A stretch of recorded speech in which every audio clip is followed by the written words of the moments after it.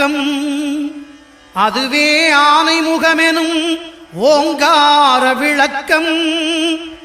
சுழலும் கோள்கள் அவன் சொல் கேட்கும். அவனை தொழுதால் போதும் நல்லதே நடக்கும். ஆனைமுகனை தொழுதால் நவக்கிரகங்களும் மகிழும்.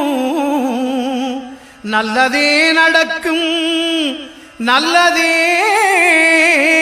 நடக்கும்.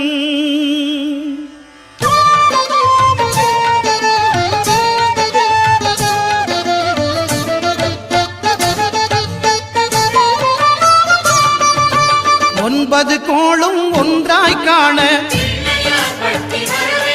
அங்கு கற்பகம் என்னும் கடவுளின் மெய்யில். ஒன்பது கோளும் ஒன்றாய் காண அங்கு